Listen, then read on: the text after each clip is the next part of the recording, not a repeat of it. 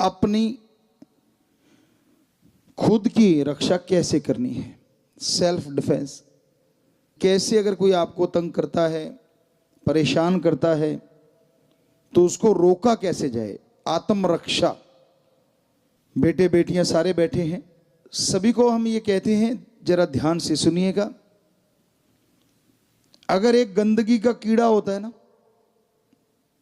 उसको भी अगर ये डर लग जाए कि मुझे कोई मारेगा, तो वो भी अपनी आत्मरक्षा के लिए या तो छुपेगा या तो भागेगा। मधुमक्खी या तो काटेगी या तो दूर चली जाएगी, बिच्छू या तो डंक मारेगा या भाग जाएगा। सो हर प्राणी को भगवान ने आत्मरक्षा के लिए कुछ ना कुछ दे रखा है, और हम सबको जबरदस्त बॉडी के साथ ऐसा माइंड दे रखा है जो 84 लाख शरीरों में और किसी के पास नहीं है।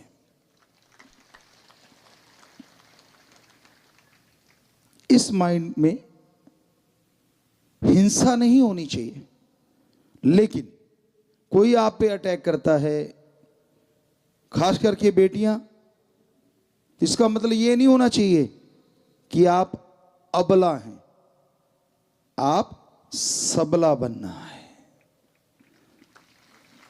आपके अंदर मजबूती होनी चाहिए।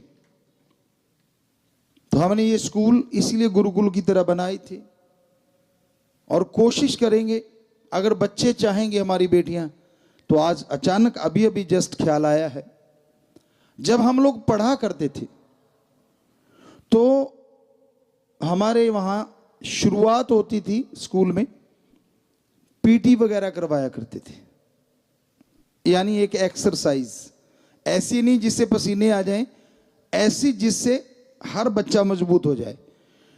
तो अगर आज हमारे स्कूल में पढ़ने वाली बेटियां, बेटे, उनकी फैमिली, टीचर, मास्टर, प्रिंसिपल साहबान या स्कूलों को चलाने वाले इंचार्ज जो भी कोई हैं, अगर वो चाहें तो हम ये जरूर गुजारिश करेंगे कि आप भी क्यों ना प्रेयर के बाद एक ऐसा टाइम निश्चित रखें, चाहे थोड़ा 15 मिनट, आधा घंटा, जिसमें बच्चों को वो पीटी या वो एक्सरसाइज करवाई जाए, जिससे कि हर बच्चा इतना मजबूत हो जाए कि उसको खेलने की जरूरत नहीं, लेकिन फिर भी उसको वो मजबूती आ जाए। अगर आप लोग लागू करना चाहें तो हम आपको बहुत बहुत आशीर्वाद देंगे। बेटियों ने तो हाथ खड़े किए, बच्चे, स्कूल के बच्चे खास करके, और सारे ही चाह रहे हैं, या और स्कूलों में भी करवा सकते हैं, यहाँ हमारी बेटियां चला रही हैं, बेटे चला रहे हैं स्कूलों को, तो हमारे वालों में तो जरूर 100% अगर कर पाओ तो जरूर करो। बच्चे तो तैयार हैं, बच्चों ने तो हाथ खड़े कर रखे, बेटे बेटियों ने। सो जोर से नारा लगा के हाथ नीचे कर लो, मालिक बहुत खुशियां थी। हमें लगता है बजाय कोई गनमैन साथ चले, क्यों ना हमारी बेटी ही गनमैन हो। मतलब इतनी मजबूत हो, इतनी मजबूत हो कि किसी की हिम्मत ही ना हो उसकी तरफ ऐसा देखने की।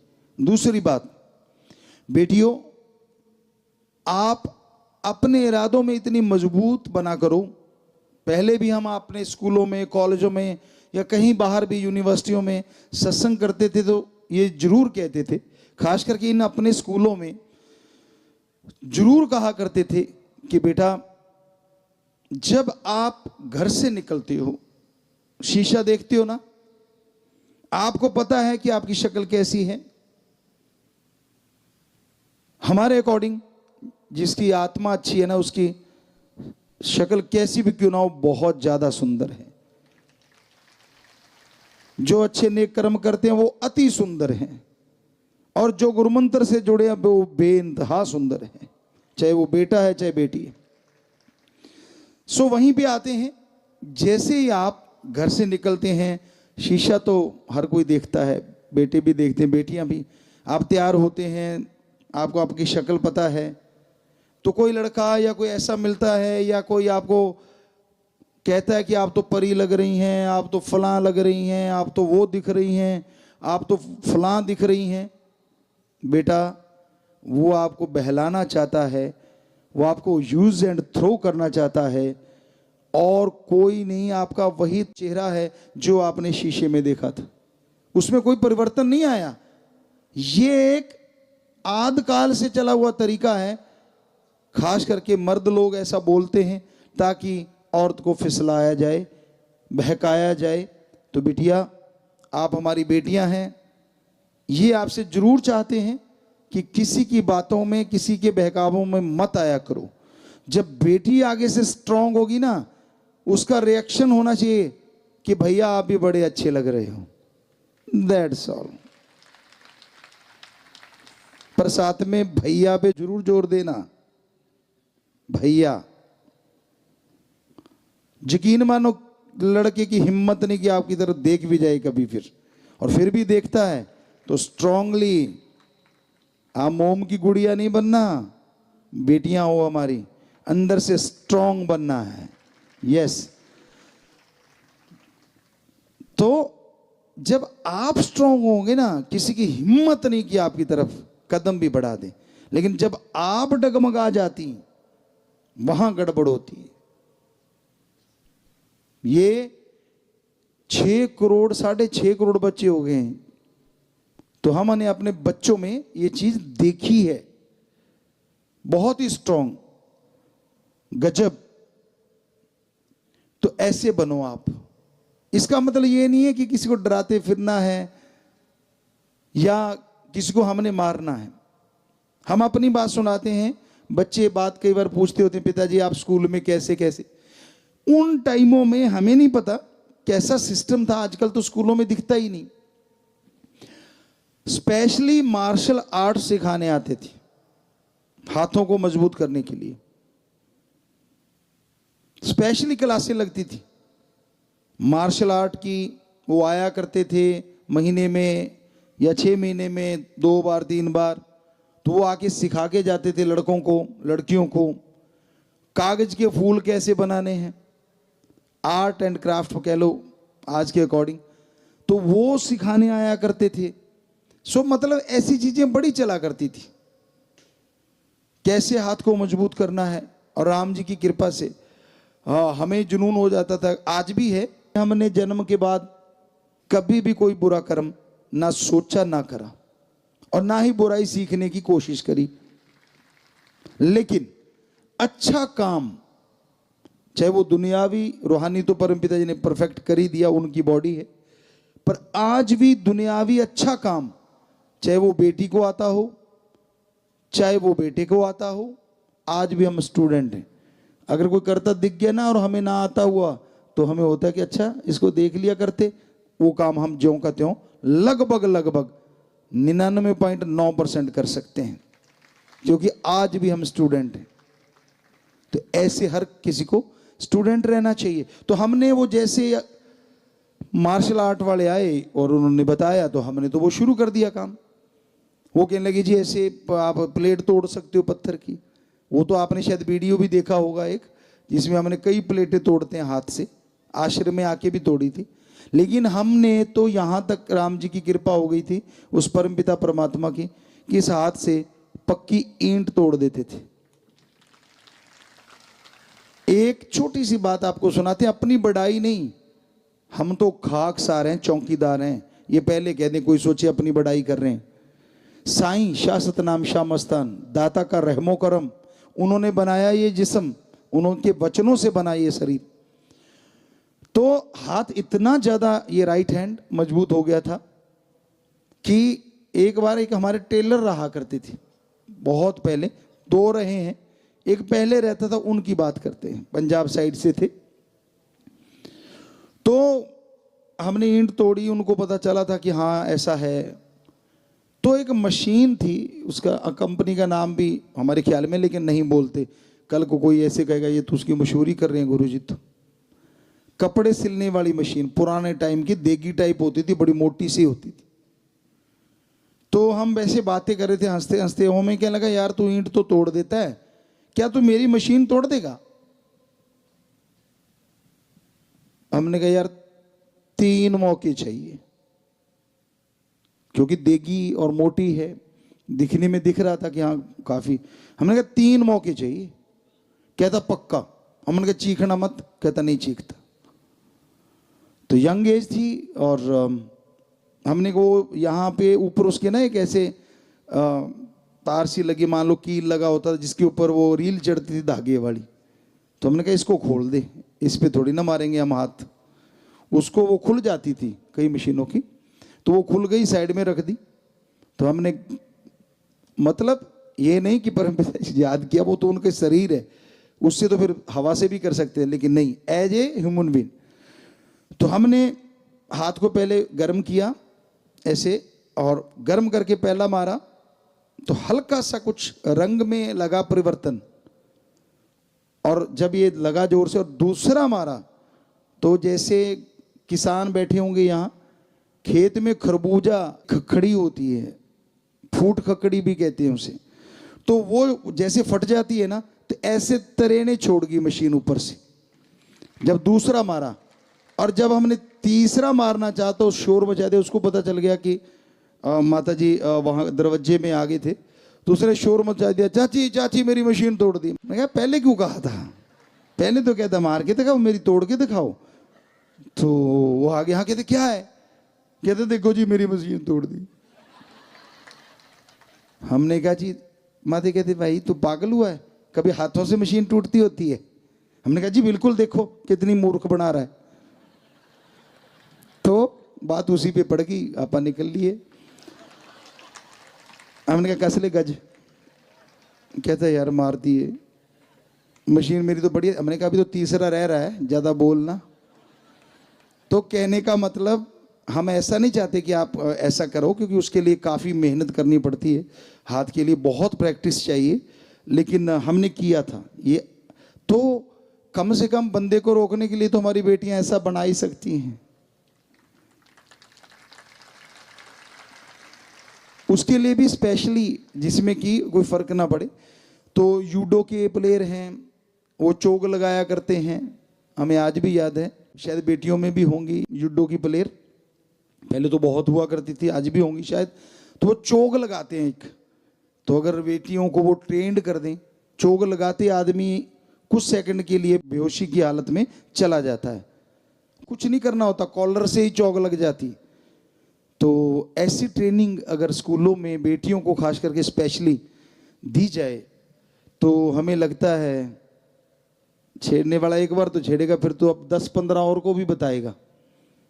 सो कहने का मतलब, बजाय हम किसी और को देखें, क्यों ना खुद को इतना मजबूत कर लें। जब मालिक ने शरीर दिया, एक दिन इसने जल जाना है, बालों ने घास की तरह, हड्डियों ने लकड़ी की तरह, कुछ सामान बचेगा वो कहीं दबा दिया जाएगा।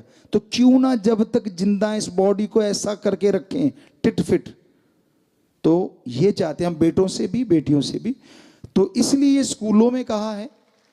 तो आज दिन क्योंकि उसी पे है कि जो वायलेंस किए जाते हैं, तो बॉडी फिट रखना बेहद जरूरी है बेटा, बेटियों को खास करके आज हम कहना चाह रहे हैं।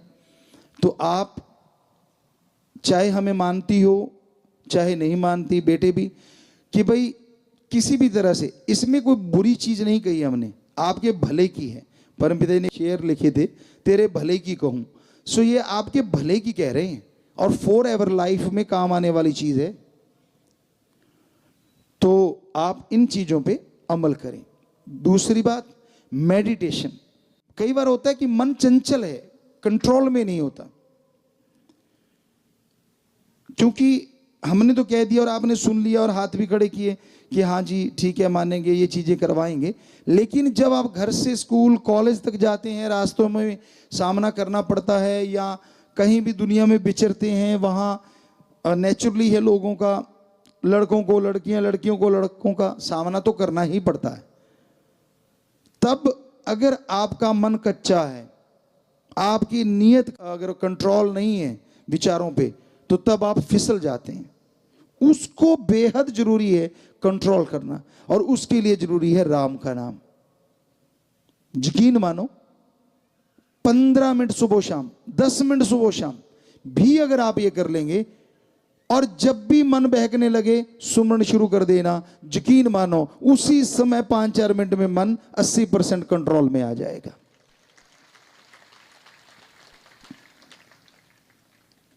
बेटियों का आज का वो दिन मनाया जा रहा है, तो उसके अकॉर्डिंग आपको समझाया है।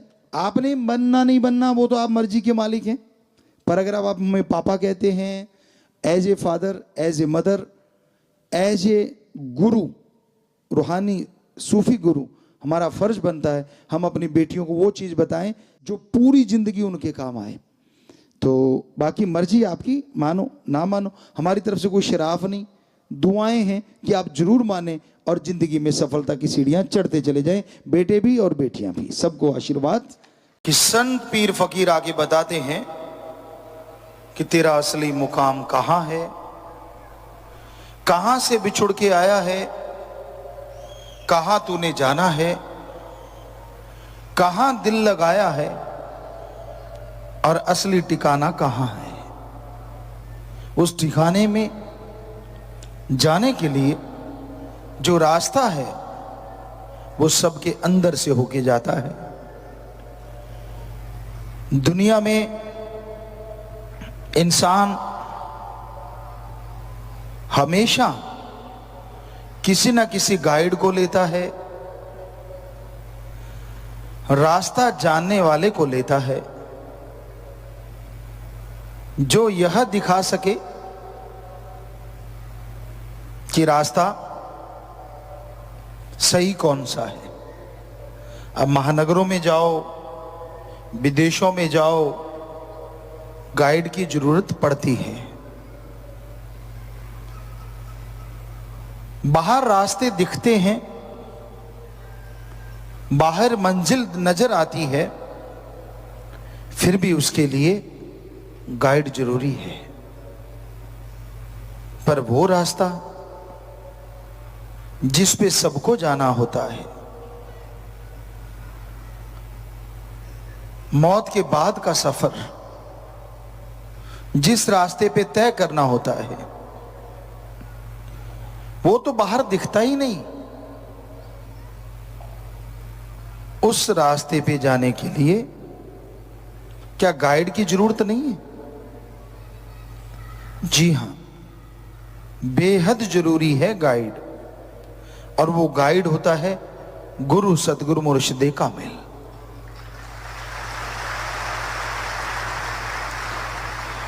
वो इंसान को सिर्फ मरणोपरांत वाला रास्ता ही नहीं बताता, बल्कि जीते जी आपको सुख मिले, आपको शांति मिले, आपको तंदुरुस्ती मिले, आपको खुशियां मिले, वो रास्ते से भी आपको जानू करवाता है, आपकी जानकारी में वो रास्ता बताता है।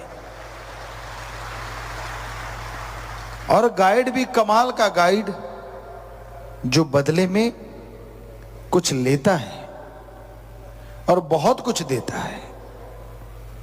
क्या लेता है बदले में? आपके गम, दुख, टेंशनें, परेशानियां, और बदले में देता है खुशियां, आनंद, परमानंद, अमन, चैन, बेगमपुर का बादशाह बना देता है।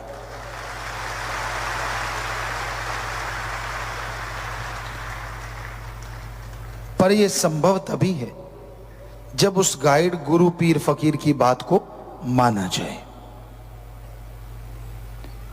जैसे बाहर शहरों में, विदेशों में आप जाते हैं और गाइड आपको गाइड करता है कि फला जगह मत जाना, उस एरिया में मत जाना। क्यों? अगर जाओगे तो दुखी हो जाओगे, परेशान हो जाओगे, आप लुट सकते हो, आपको खतरा है, इत्यादि इत्यादि। पर आप अगर गाइड की बात की परवाह नहीं करते, आप लुट जाते हैं, परेशान हो जाते हैं, तकलीफ में आ जाते हैं, तो इसमें गाइड की क्या गलती है? गाइड ने तो आगाह किया था कि फलां जगह मत जाना, उस रास्ते मत जाना, पर आपने उसकी बात को सुन के अनसुना कर दिया। उसी तरह गुरु पीर फकीर रूपी गाइड हर इंसान को सच का राह दिखाते हैं। भाई, ये है रास्ता जो तेरे गम, दुख, दर्द, परेशानियों को दूर कर देगा, गलत कर देगा, और निरंतर इस पे चलने से आपको सुख मिलेगा, आराम मिलेगा, चैन मिलेगा, यही नहीं परमानंद और भगवान मिलेगा। अब गुरु ने रास्ता बता दिया, चलना सिखा दिया, उंगली पकड़ पकड़ के सत्संग लगातार करना, उंगली पकड़ना है। बार बार आपको उंगली पकड़वाता है, समझाता है, चलना सिखाता है। कैसे चलना है रूहानियत के मार्ग पे, कैसे लेनी है तमाम वो खुशियां जो आपके कर्मों में हैं और जो कर्मों में नहीं भी हैं, वो भी हासिल कर सकते हो। तो संत पीर फकीर तो बताते हैं, शिक्षा देते हैं। अब माने ना माने वो तो आपकी मर्जी है ना। उनके बताए उस रास्ते पे चलना बहुत ही भाग्यशाली जीवों का काम है। न चलना भाग्य न बनाने वालों का काम है, जिन्हें अभाग्यशाली कहा जाता है। दिखने में रास्ता कठिन लगता है, सुनने में राम का नाम थोड़ा मुश्किल होता है।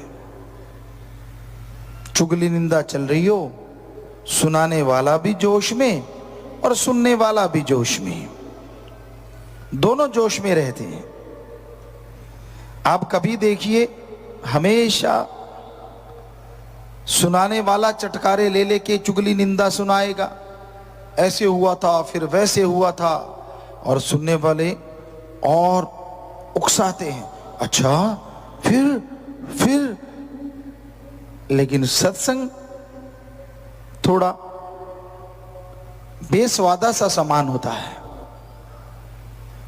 लेकिन जिस तरह कुनैन कड़वी होने के बावजूद लेने में छुपे हुए बुखार को खत्म कर देती है, बहुत सारी बीमारियां खत्म करने वाली दवाइयां कई बार कड़वी होती हैं लेकिन लेने से बेइंतहा फायदा होता है, तो उसी तरह राम का नाम सुनने में लेने में बकबका जरूर हो सकता है, लेकिन हम आपको गारंटी देते हैं इस जहान की तो क्या, अगले जहान की बीमारियां काट देता है।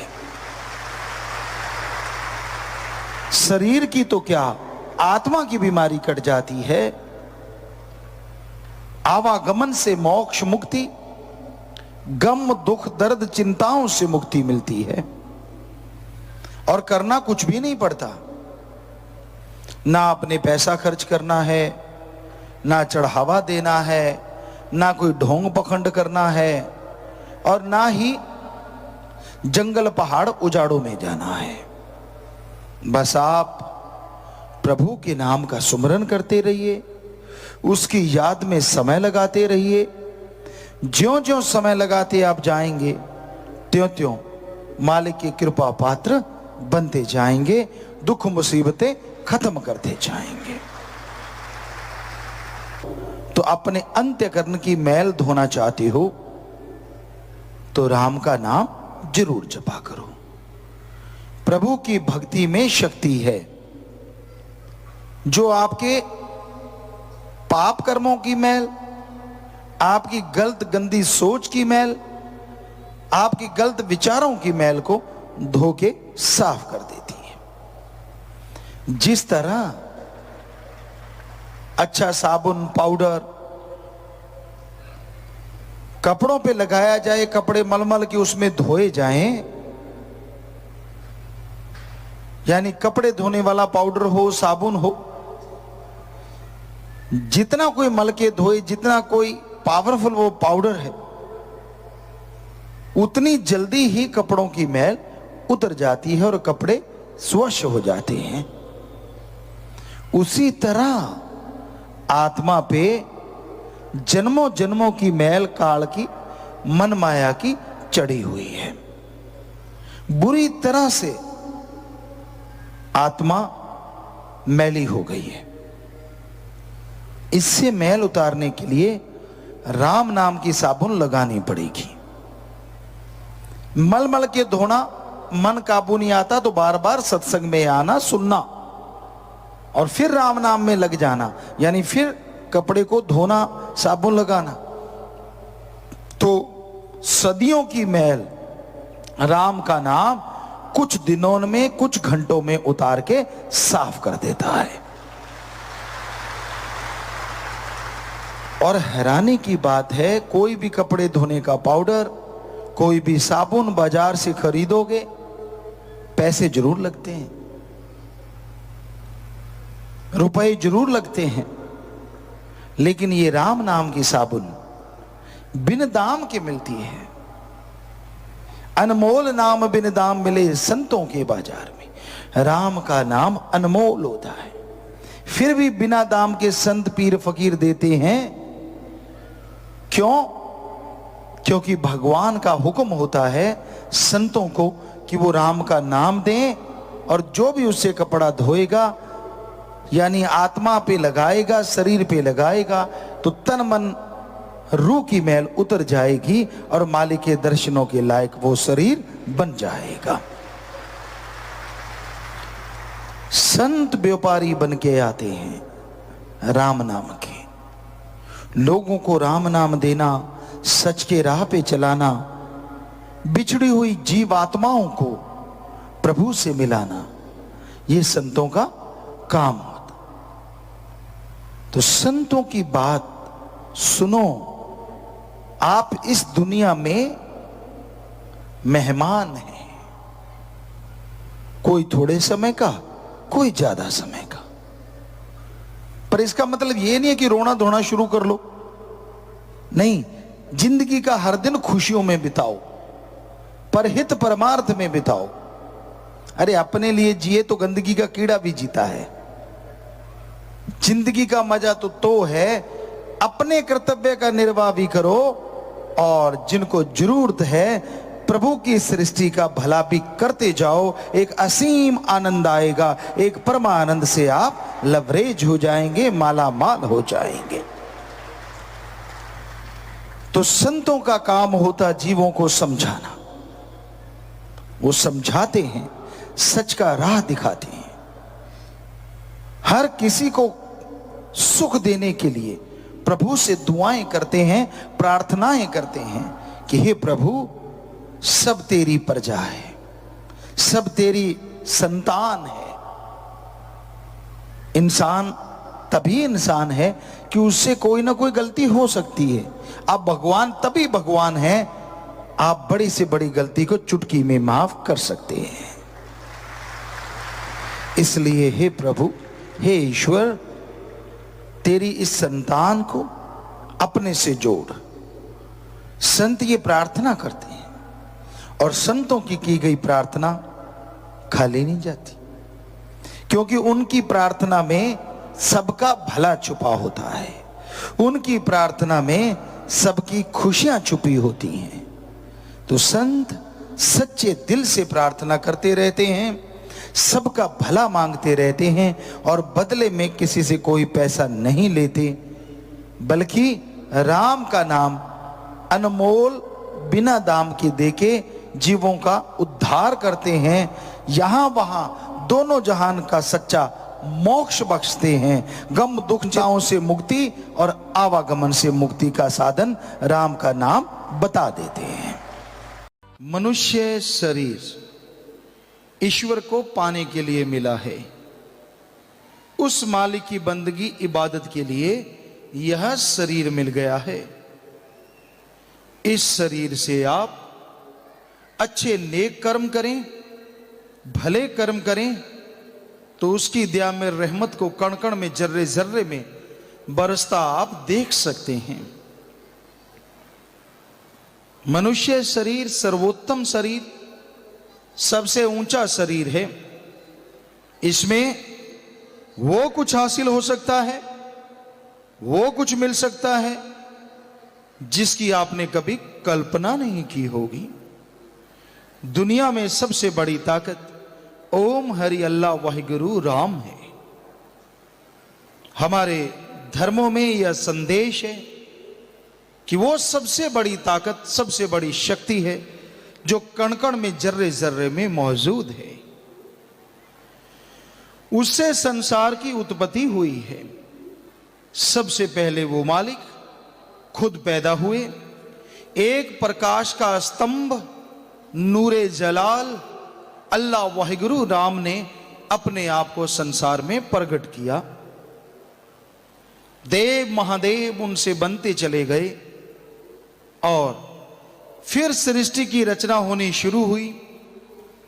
धरत, आकाश, पाताल, खंड, ब्रह्मांड सब कुछ बनते चले गए, पर इनमें रौनक नजर ना आई। फिर पेड़ पौधे, कीड़े मकोड़े, जीव जंतु, पक्षी, जानवर बनते गए और ये आत्माएं इनमें जाके फंसती चली गई।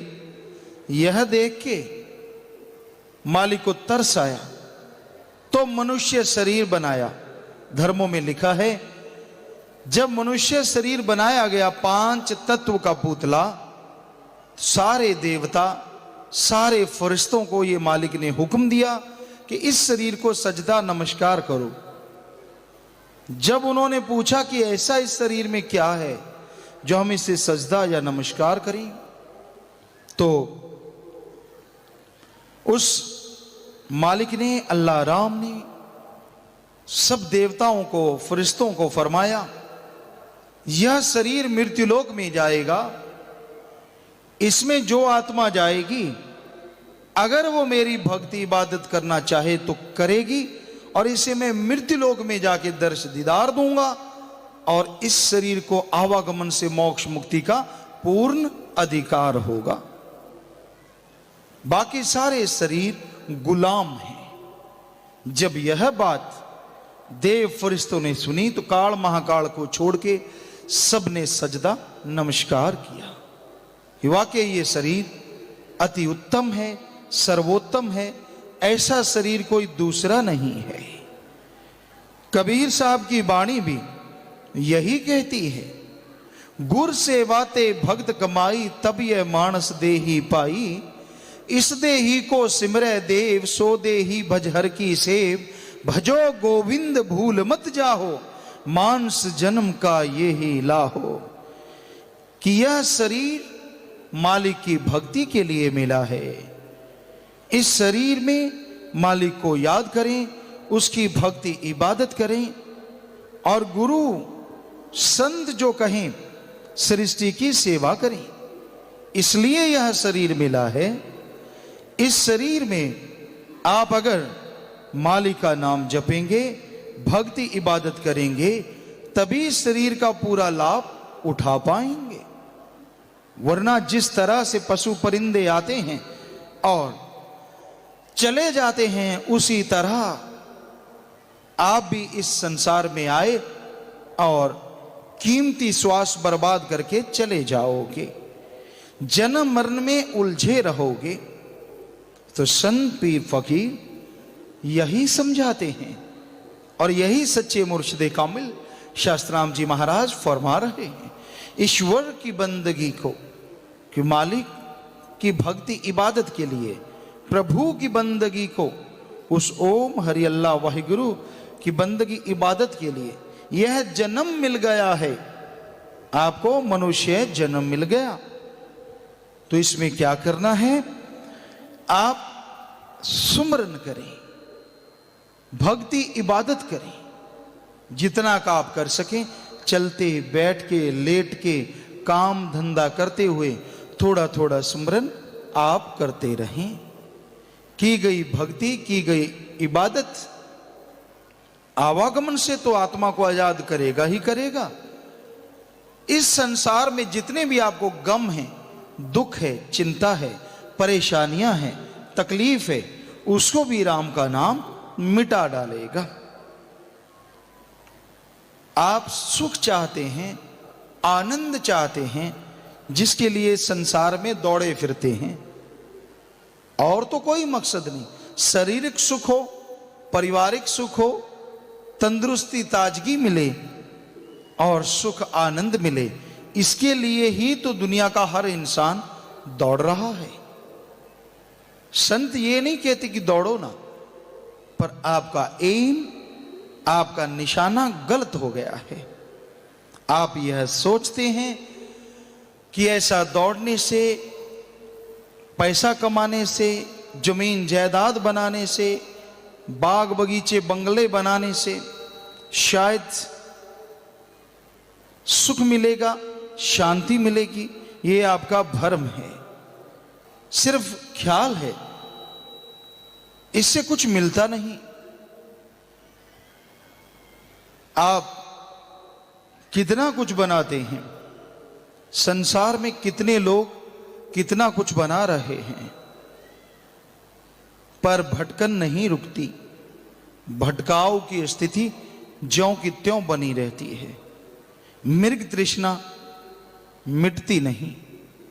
जो आनंद परम सुख लेना है वो ले नहीं पाता इंसान, और सारा दिन मारो मार करता हुआ दौड़ता रहता है, भागता रहता है और खुशियों से वंचित हो जाता है। तो अगर पैसे से सुख मिलता, पैसे से आनंद मिलता, तो अरबों खरबोंपति लोग, दुनिया में धनाड़ों में नंबर रखने वाले लोग स्वर्ग जन्नत को धरती पे उतार लेते, कभी बेचैन ना होते। जबकि हमने देखा है बहुत सारे ऐसे सज्जन मिले हैं और उन्होंने बताया है कि बेचैनी का आलम तो बना रहता है। छोटे आदमी की छोटी सी टेंशन, बच्चे की छोटी टेंशन है, उसके पास खिलौना क्यों है, मेरे पास क्यों नहीं। वो हंस रहा है, माँ बाप उसे टॉफी दे रहे, मुझे क्यों नहीं। छोटी छोटी टेंशनें हैं, छोटी छोटी चिंताएं हैं। जैसे जैसे आदमी की उम्र बढ़ती है, जैसे जैसे आदमी की उम्र बढ़ती चली जाती है, वैसे वैसे चिंताओं का दायरा भी फैलता जाता है, चिंताएं बढ़ती चली जाती हैं और इंसान की बेचैनी का आलम भी बढ़ता चला जाता है। तो इस बेचैनी के आलम पे आप काबू पा सकते हैं। इस बेचैनी के आलम को आप रोक सकते हैं। अपने गम, चिंता, टेंशन को आप अपने से दूर कर सकते हैं अगर आप अल्लाह वाहिगुरु का नाम जपें। कोई भी भयानक रोग आपको आने वाले समय में लगने वाला है, जिस पे लाखों करोड़ों रुपए आपके लग जाएंगे और आप चारपाई पे भी महीनों पड़े रहेंगे, तो ऐसा भयानक रोग जिसमें लाखों रुपए खर्च हो और आप चारपाई पे आपको लेटना पड़े, क्या यह संभव है कि ऐसा भयानक रोग आने से पहले उसे रोका जा सकता है? आपको लगने वाली बहुत भयानक बीमारी से आप अपने आप को बचा सकते हैं। जी हां, ऐसा संभव है अगर आप मालिक के नाम का सुमरन करें, भक्ति इबादत निरंतर करें, तो पहाड़ जैसा कर्म कंकर में बदल जाता है। ये हमने हमारे सभी धर्मों में पढ़ा है। हर धर्म पुकार के कहता है, सर्व रोग का औखुद नाम, कल्याण रूप मंगल गुणगाम। सभी रोगों का मुकम्मल इलाज है ओम हरि अल्लाह वाहिगुरु राम का नाम। कोई सच्चे दिल से गाए, शारीरिक रोग तो क्या, आत्मिक रोग, आवागमन, जन्म मरण का चक्कर भी उस इंसान का खत्म हो जाता है जो राम का नाम लेता रहता है। तो बताइए, इससे लाभ का सौदा और क्या हो सकता है? अगर आप लाभ ही कमाना चाहते हैं, फायदा उठाना चाहते हैं, तो देखिए आपके लाखों रुपए बच गए जो बीमारी पे लगने थे, और शरीर की तंदुरुस्ती जिसको लाने के लिए आजकल नौजवान बच्चे कितना कुछ करते हैं। कोई जिम जाता है, कोई कुछ करता है, कोई कुछ करता है कि तंदुरुस्त रहें, बस सही रहें। और अगर बीमारी से शरीर एक बार टूट जाता है तो उसको सही होने में बहुत समय लगता है।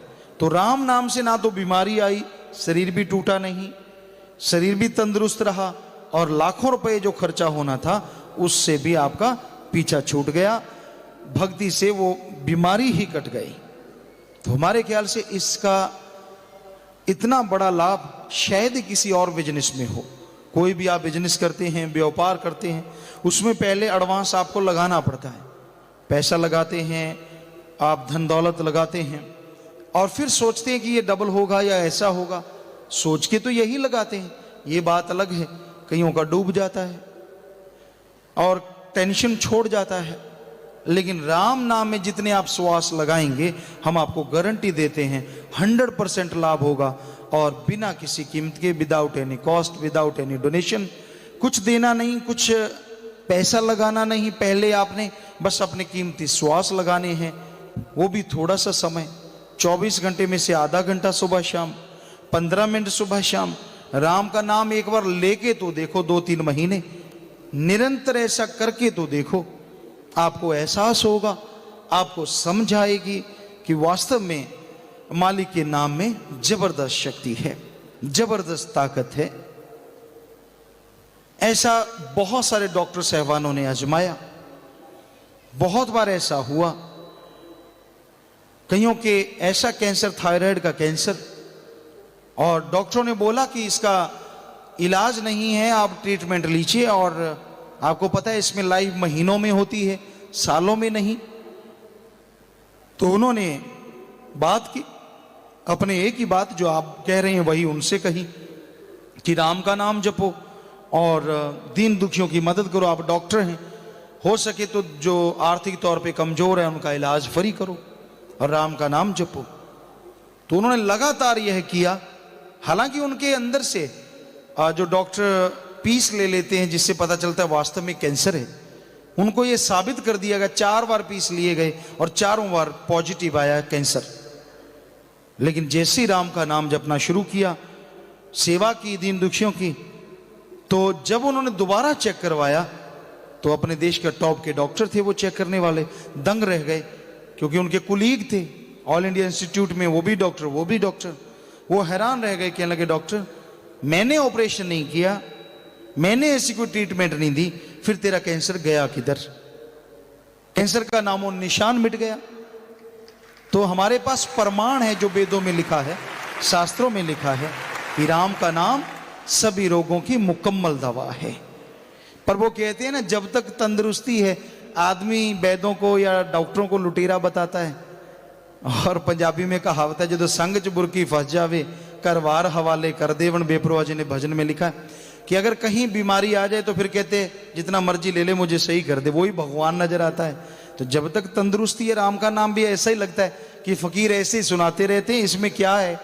लेकिन जिनको जिंदगी मिल गई महीनों की जगह, जिनको आज 12-12, 10-10 साल हो गए लगातार सेवा करते हुए, कहाँ उन्होंने गुजर जाना था डॉक्टरी हिसाब से, मर जाना था, और कहाँ राम नाम से मालिक ने उन पे रहमो करम किया और मौत जैसा भयानक कर्म बदल के तंदुरुस्ती बख्श दी।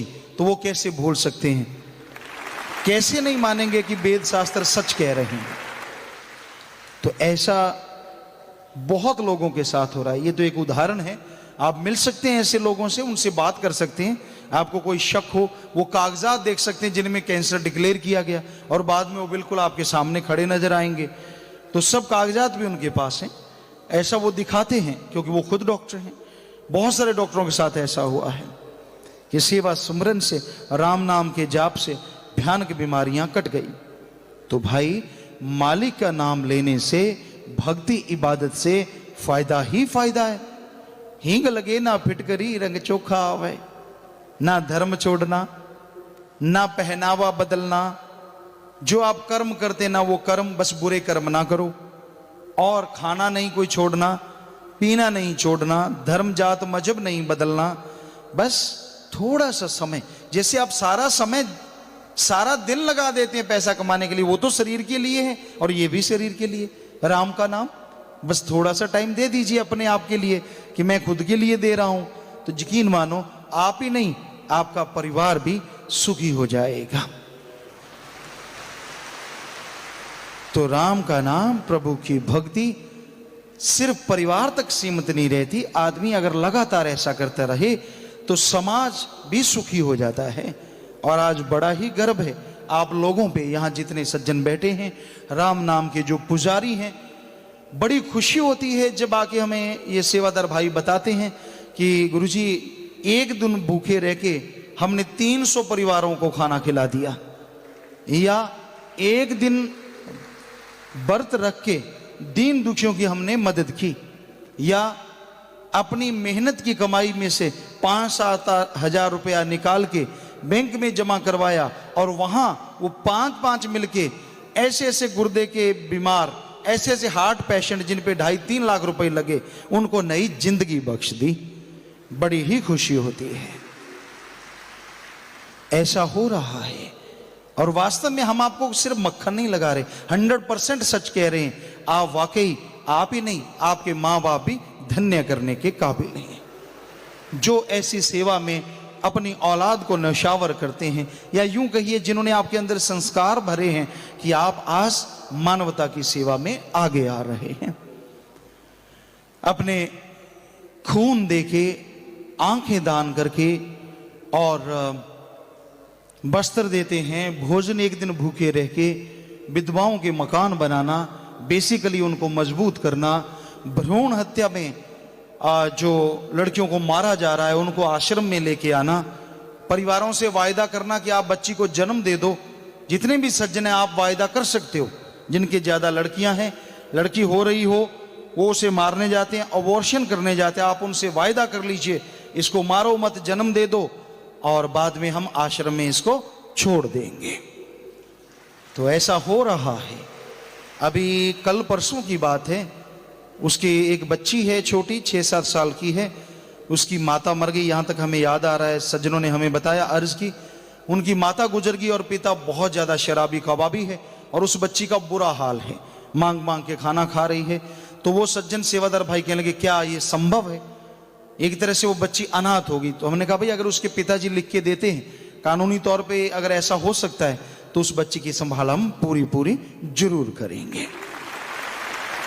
तो ऐसे ही बच्चा बेटा भी अगर कोई है, कहीं पे भी कोई अनाथ है, तो यहाँ पे आपने देखा है कि शाही बेटियां बसेरा में भ्रूण हत्या में जो मार दी जानी थी वो बच्चियां, और आसरा आश्रम में वो बच्चे जो जिनका कोई माँ बाप अनाथ, यानी वो अनाथ हो गए, माँ बाप मर गए, तो वो बच्चियां यहाँ पे रहते हैं और साथ संगत भी सारे उनको अपने बच्चों की तरह, छोटे बच्चों की तरह उनका पालन पोषण कर रही और करते ही रहेंगे।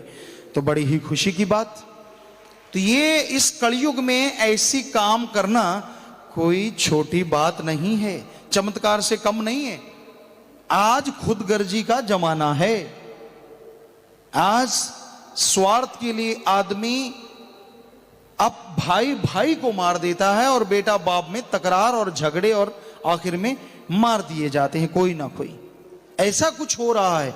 ऐसे में जो आप लोग अपना खून दान कर रहे हैं, परवाह तक नहीं करते, बॉडी दान कर रहे हैं पूरी की पूरी कि साइंस के काम आ जाए, जीते जी गुर्दा देने को तैयार रहते हैं। और कई बहुत सारे सज्जन मिले जो कहते हैं जीते जी हमारी एक आंख और एक गुर्दा ले लीजिए, हमें कोई जरूरत नहीं, हमें इससे ही काम चला लेंगे।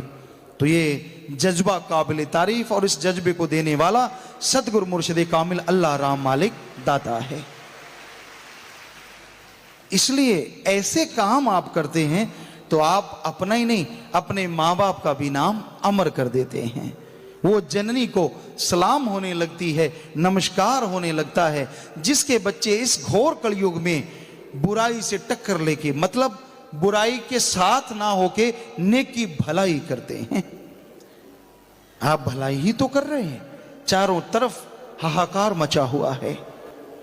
लोग प्लाट, थोड़ी सी दीवार के पीछे झगड़ा हो जाता है कि तूने मेरे वाली जगह में दीवार खींच ली। और यहां ऐसे सत्संगी देखे हमने जिन्होंने पूरे का पूरा प्लाट आदमी से पैसे नहीं दिए गए, उसके कागज संगत में आके फाड़ दिए कि मैं आपसे कुछ भी नहीं लूंगा, जाओ मैंने आपको दे दिया। कि आप गरीब हैं, कमजोर हैं, तो आप बताइए ये कोई मान बढ़ाई नहीं। अगर आपको लगता है ये मान बढ़ाई की बात है तो आया करो, फिर आप भी ऐसे फाड़ने लग जाओ। अगर मान बढ़ाई की बात ही है तो इसमें समाज का तो भला हो ही रहा है। नहीं, ऐसा नहीं है, ये जज्बा है, एक पवित्र जज्बात। ऐसा हमने देखा राजस्थान में एक सज्जन आए थे, नाम ख्याल से हमें निकल गया, बहुत देर से उनके कब्जा था जमीन पे। पहले वो शराब पीते थे, बुरे काम करते थे, कब्जा कर रखा था। जैसे ही राम का नाम लिया, प्रभु के नाम से जुड़े, भगवान ने ऐसा ख्याल दिया कि वो उनके घर गए जिनकी जमीन थी, और वो जमीन शहर श्री गंगानगर में आ गई और उसके मोल भी था, वो काफी बढ़ गया, बहुत सारी कीमत उसकी बढ़ गई। तो वो उनके घर चले गए जिनकी वो जमीन थी, पहले कब्जा उनका बहुत पुराना था। तो वो थर थर कांपने लगा कि ये तो बहुत जोरावर है। कहने लगा भाई कैसे आए? कहने लगा जी ये आपकी जमीन, ये आपके कागजात, मैं कब्जा छोड़ रहा हूं, अपनी जमीन आप ले लो। तो उसने आंखें मली, विश्वास नहीं हुआ कि हमने कितनी बार जोर लगा लिया, कानूनी तौर पे हर तरह से इन्होंने कब्जा नहीं छोड़ा, और आज ये मेरे घर कागज देने कैसे आ गया। तो जिस पे राम की कृपा होती है राक्षस भी देवता बन जाया।